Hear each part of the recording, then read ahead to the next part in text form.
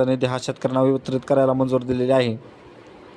आता ही मंजूर दिल्यानंतर जे काही शेतकऱ्यांचे प्रस्ताव आलेले होते, जे काही नुकसानीची आकडेवारी आली होती त्याच्या ऑलरेडी याद्या बनलेल्या होत्या आणि जुलै 2025चं जे अनुदान आहे ते KYCच्या बेसवरती दिलं जाते.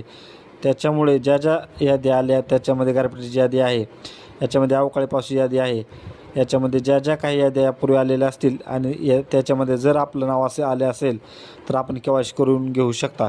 यापूर्वीच्या याद्यामधील शेतकऱ्यांना KYC केल्यानंतर तात्काळ पैसे वितरण केले जाते. आता दुसऱ्या टप्प्यामध्ये जे काही शेतकरी याच्यामध्ये पात्र केले जाणार आहेत, ऑगस्ट आणि सप्टेंबरच्या प्रस्तावानुसार या शेतकऱ्यांची माहिती त्यांच्या फार्मर ID घेतला जात आहे.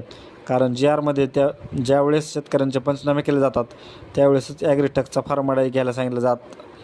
हा फार्मर ID घेऊनच या फार्मर IDच्या आधारेच त्याच्या फार्मर IDशी लिंक असलेला आधार संलग्न बँक खात्यामध्ये शेतकऱ्याच्या अनुदानाचं वितरण केलं जाणार आहे.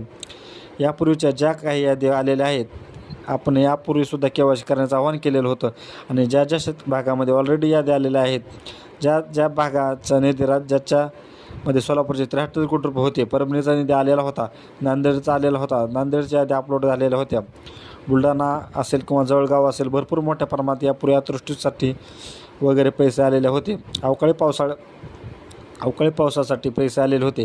नागपूरचा होता, वर्धाचा होता, चंद्रपूर होता. ज्या भागामध्ये यादी आल्या असेल त्या भागात शेतकऱ्यांनी आपली KYC करून घेणे गरजेचे आहे, जेणेकरून आपल्याला या अनुदानाचा लाभ दिला जाईल. आता KYC करत असताना 100 रुपयाचं शुल्क आकारलं जातं. हे बरोबर आहे का? ते चूक आहे. कारण राज्य शासनाच्या माध्यमातून KYC करण्यासाठी जी काही रक्कम आहे ती रक्कम त्या आपले सरकार सेवा केंद्राला त्या शासनाकडून दिली जाते. प्रति KYC दरात रक्कम दिली जाते. आता KYC करण्यासाठी जर समजा काही कागदपत्रांचे अपूर्ण किंवा काही जर इतर बाबी करायच्या असतील तर मात्र शेतकऱ्यांना 10-5 रुपये स्वेच्छेने दिले तिथे बाग वेगळे, परंतु सरसकट आणि पैसे दिले तर KYC होईल. अशा पद्धतीने जर कोणी KYC करत असेल तर ते आपल्या सरकार सेवा केंद्रावरती कार होऊ शकते आणि तशा प्रकारच्या मोठ्या प्रमाणात तक्रारीसुद्धा शासनाला आता प्राप्त होत आहेत. तर KYCमध्ये नाव जर आलेलं असेल, यामध्ये जर यादीमध्ये जर KYC करून आपल्याला अनुदान मिळेल, इथून पुढे येणाऱ्या याद्या जे काही सप्टेंबरचे प्रस्ताव असतील, ऑगस्टचे प्रस्ताव असतील ते मात्र मुख्यमंत्र्यांच्या म्हणण्यानुसार आणि राज्य शासनाच्या GRनुसार पुढे कुठल्याही प्रकारची KYC करण्याची गरज पडू शकणार नाही. तर मित्रांनो, पीक विम्याच्या संदर्भातील आणि अतिवृष्टी अनुदानाच्या पार्ट 5च्या संदर्भातील हे 2 महत्त्वाचे अपडेट होते, ज्याची माहिती आपणास नक्की उपयोग पडेल अशीच आशा करतो. भेटूयात नवीन व्हिडिओसाठी.